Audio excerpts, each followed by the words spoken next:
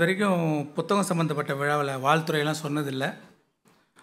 ஒரு ஃபிலிம் மேக்கராக வேள்பாரி நாவலோடு உண்டான கனெக்ஷனையும் வியந்த விஷயங்களையும் பகிர்ந்துக்கலான் இருக்கேன். விகடன் நிர்வாக ஆசிரியர் சீனிவாசன் அவங்க ஒரு தடவை என்னை சந்தித்தப்போ ஆனந்த விகடனில் வேள்பாரின்னு ஒரு நாவல் வாரம் வந்துட்டுருக்கு, அது படித்தா படம் பார்க்குற மாதிரியே இருக்குது, நீங்கள் படமாக எடுத்தால் நல்லாயிருக்கும் அப்படின்னாங்க. நான் அநேகமாக வெளியில் கதைகள்லாம் பண்ணுறது இல்லைன்றனாலையும் அது படிக்க நேரம் இல்லைன்றனாலையும் பார்க்குறேன் சார் அப்படின்னு சொல்லியிருந்தேன். அதுக்கப்புறம் பார்த்திங்கன்னா இந்த கரோனா டைமில் புத்தகங்கள்லாம் படிக்கலாம் அப்படின்னு முடிவு பண்ணப்போ ஞாபகம் வந்தது வேள்பாரி தான். சரி, இந்த வேள்பாரி புக்கை படிக்கலான்னு தேடினா எங்கேயுமே ஒரு பிரதி கூட கிடைக்கல. நான் டைரக்டர் வசந்தபாலன்ட்ட சொன்னேன். அவரும் தேடி பார்த்துட்டு அவர் டைரெக்டாக சு வெங்கடேசன் அவர்களுக்கே ஃபோன் பண்ணி சார் எங்கேயும் கிடைக்கலன்னா அவர் வச்சுருந்த பர்சனல் பிரதியை கொடுத்து அனுப்பிச்சார்.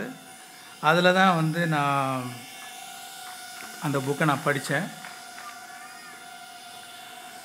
நாவல்கள் பெரும்பாலும் உணர்வுகளாக தான் விரியும். ஆனால் வேள்பாரி உணர்வுகளோட விஷுவல்ஸும் போட்டி போட்டுக்கிட்டு விரிஞ்சுது. சூரிய ஒளி பின்னணியில் சில்லவுட்டில் அறிமுகமாகிற பாரியில் ஆரம்பித்து பிரம்மாண்டமான காக்கா விரிச்சி 4 வருஷத்துக்கு ஒரு தடவை தோன்ற ஒளிவாள், பட்டாற்று மணலில் வர்ற ஆயிரக்கணக்கான யானைப்படைன்னு காட்சிகள் விரிஞ்சிக்கிட்டே இருக்குது. பாரி கபிலருக்கு ஒரு விருந்து கொடுப்பார். விருந்து கொடுக்கும்போது இந்த 60ஆங்கோழி, அந்த பகரின்ற பறவையோடைய ஈரல், மான், இதுங்களுடைய இறைச்சியெல்லாம் வைக்கிறாங்க. அந்த இறைச்சிக்கு மேட்சிங்காக கல், அதை தேரல் சொல்கிறாங்க, அது வைக்கிறாங்க. அதுக்கு மேட்சிங்காக இசை, அதுக்கு பொருத்தமாக இப்போ மான் கறினா மான் டான்ஸு, ஒரு மான் நடனம், இப்படின்னு ரொம்ப அற்புதமான அந்த விருந்து காட்சி எனக்கு உண்மையிலே ஒரு சாங் ஓடுது பின்னாடி அது எடுக்கிறதுக்கு. இப்போ முல்லைக்கு தேர் கொடுத்தான் பாரின்ட்டு நம்ம பாரியோடைய கருணையை பற்றி நம்ம ஸ்கூலில் படிச்சிருக்கோம். இந்த நாவலில் பாருங்கள், ஒரு காலங்காத்தால் கபிலரை கூட்டிகிட்டு பாரி ரொம்ப தூரம் நடந்து போய்கிட்டே இருக்கார். ரொம்ப தூரம் வந்தாச்சு. அப்போ கபிலர் கேட்குறாரு, இன்னும் எவ்வளோ தூரம் போகணும் அப்படின்னு. அப்போ பாரி கேட்குறாரு, கால் வலிக்குதா, நான் வேணால் தோளில் தூக்கிக்கிட்டுமா அவங்கள அப்படின்னு கேட்குறாரு. இல்லை, நம்ம தேரில் வந்திருக்கலாமே அப்படின்னு அவர் கபிலர் சொல்கிறாரு. இல்லை, இது மான்கள் இணையிற காலம், மேட்டிங் டைம். இப்போ தேர் வந்துச்சுன்னா அந்த சத்தத்தினால அதுங்களுக்கு தொந்தரவாக இருக்கும், அதனால தான் நான் நடந்தே வரேன் அப்படின்னாரு. எப்பேற்பட்ட குணம் பாருங்கள் நீங்கள். அதே மாதிரி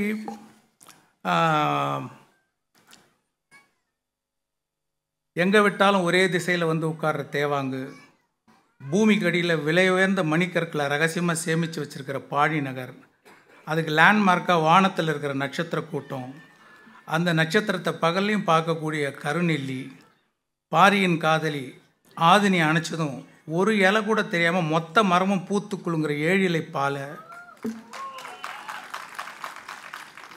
காதலர்கள் பாரியும் ஆதினியும் இணைஞ்சு விடுற அந்த மூச்சில் விரிகிற நிலமுரண்டி மலர், குறிப்பிட்ட மூலிகையை சாப்பிட்டுட்டு அந்த இலைகளை சாப்பிட்டுட்டு அந்த தான் மூக்குலேருந்து அந்த நீர்த்தோல், அதை சட்டை, பாம்பு சட்டை அப்படி உரிச்சிட்டு இணையிற வெண்சாரை, ஒளி வீசும் வெண்சாரை பாம்புகள், சுண்டா பூனை, பறக்கும் பாம்புகள், ஒரே கடியில் குதிரையோட கழுத்தை துண்டாக்குற தோகை நாய்கள், மழை நீரை மட்டுமே குடிக்கிற சக்கரவாக பறவை, தண்ணீருக்குள்ளே எறிகிற பால் குரட்டி செடி, 2 நாட்கள் ஆனாலும் போதை குறையாத நறுமணம் வீசக்கூடிய சோமப்பூண்டு பானம், சிறகு நாவல், இரவில் ஒளிரும் ராவெரி மரம், இப்படி போயிட்டே இருக்கு லைக்கு. இப்போது ஒரு ஊரையே துவம்சம் செய்கிற ஒரு மதம் கொண்ட யானை, அது யாராலையும் அடக்க முடியல. நிறைய வீரர்கள் அடக்க ட்ரை பண்ணுறாங்க, ஆனால் முடியல. அப்போது ஒரு குழந்தைய மார்பில் வச்சுட்டு இருக்கிற ஒரு பெண்மணி அசால்ட்டாக தூக்கி பின்னாடி போட்டுக்கிட்டு ஒரு மூலிகை செடியை காமிச்சு அப்படியே அந்த யானையை மண்டியிட வச்சு பயந்து திருப்பி காட்டுக்குள்ளே ஓட விட்ட ஒரு பரம்பு பெண்மணி, அப்புறம் தீக்களி பூசிக்கிட்டு நெருப்புக்குள்ளேருந்து எதிரிகளை வெட்டி சாய்ச்சிட்டு திருப்பி தீக்குள்ளேயே போயிடுற பரம்பு வீரர்கள்,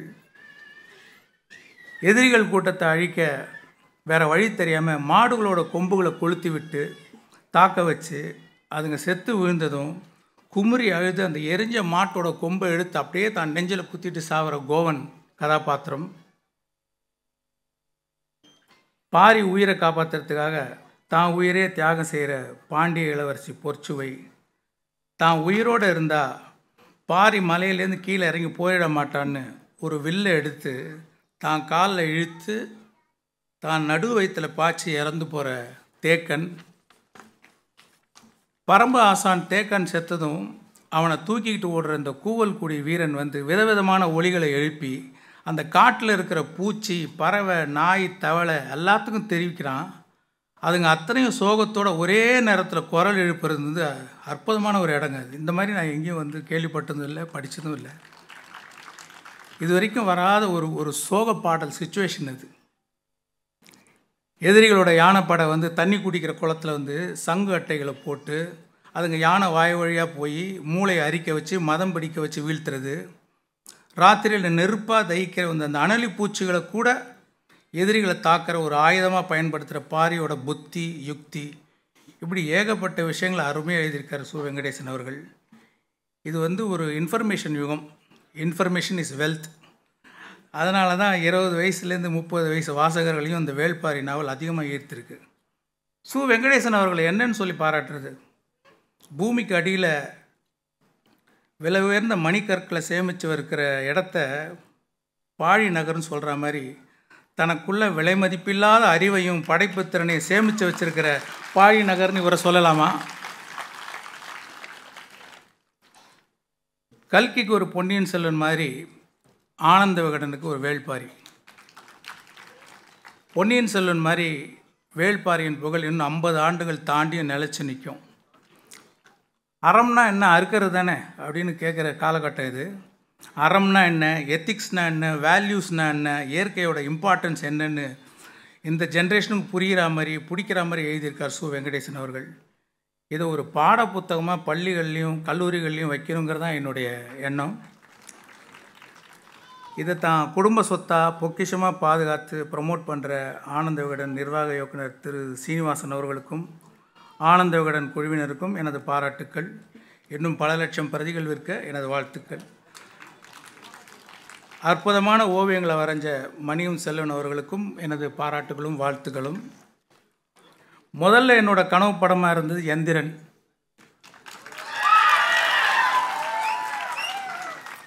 இப்போ என்னுடைய கனவு படம் Velpari.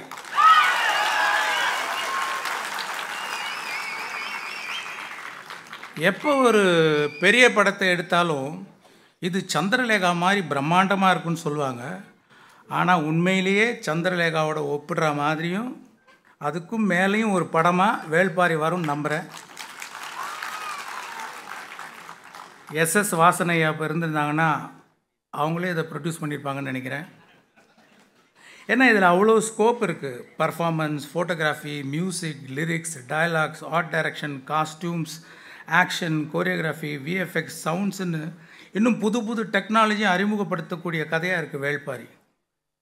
Game of Thrones, Avatar மாதிரி உலகம் போற்றக்கூடிய அறிவுபூர்வமான ஜனரஞ்சகமான காவியமாக ஒரு பெருமை மிக்க இந்திய படைப்பாக, தமிழ் படைப்பாக வரக்கூடிய சாத்தியம் அதில் இருக்குது. Hope dream comes true. நன்றி.